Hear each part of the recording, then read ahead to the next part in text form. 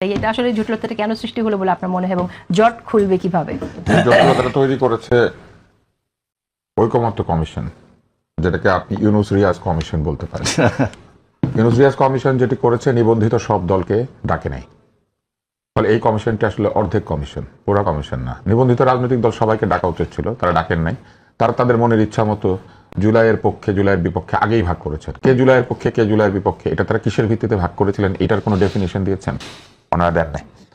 তারপর তারা যেটা করেছেন, সেখানে যাওয়ার পরে তারা বিভিন্ন প্রস্তাব দিয়েছেন এবং এইখানে যারা আছেন তারা অনেকে সেখানে উপস্থিত ছিলেন, হয়তো হেলাল ভাই ছিলেন না আমার ধারণা, কিন্তু শিশিরমণিকে আমি দেখেছি। তখন মনিটর করেছেন, হ্যাঁ, শিশিরমণিকে আমি দেখেছি এবং শিশিরমণির আমার অত্যন্ত প্রিয় একজন মানুষ, অত্যন্ত যৌক্তিক কথা বলেন, যুক্তি তাকে শিখতে হয়েছে উকিল।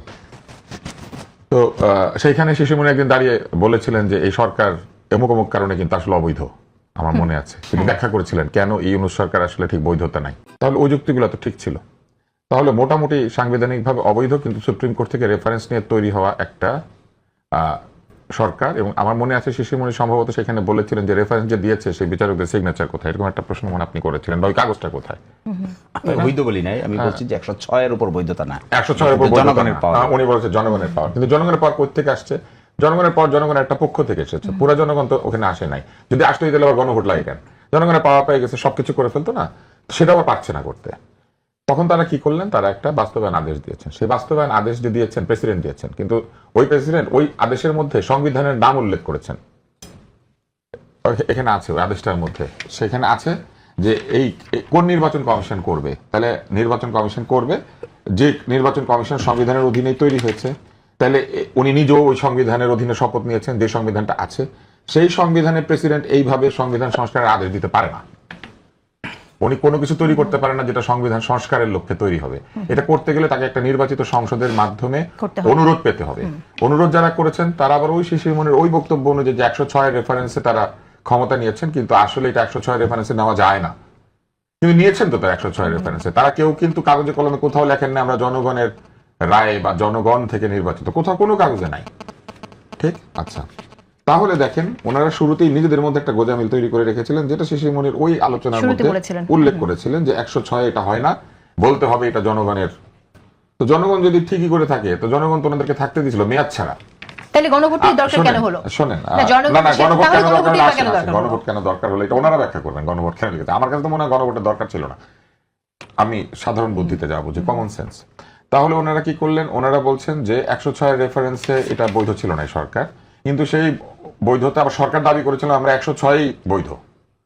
তারপরে সেই বৈধ সরকার প্রেসিডেন্টকে বলেছেন এই আদেশ জারি করতে। এমন একটা গণপরিষদ সংস্কার পরিষদ না, গণপরিষদ না, সংবিধান সংস্কার পরিষদ নামে একটা পরিষদ তৈরি করার জন্য গণভোটের বিধান সহ একটা আদেশ জারি করেছেন, যেটা হচ্ছে সেই আদেশ যেটার কথা আপনি বলছেন। সনদের আদেশের পার্থক্য, সনদের আদেশ যে আলাদা জিনিস, এইটা এই আদেশটার মধ্যেই আছে। কারণ সনদের কিছু কিছু আইন কানুন যেগুলো গণভোটে যাবে সেগুলো আবার এটার সঙ্গে তফসিল 1 তফসিল 2 করে এটা যুক্ত করা হয়েছে।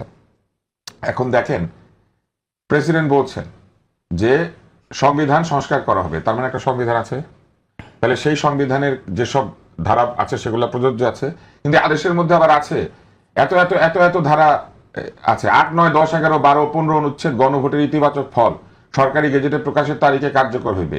উক্ত গেজেট প্রকাশের তারিখে ইহার 1, 2, 3, 4, 5, 6, 7, 13, 16 অনুচ্ছেদ কার্যকর হইবে।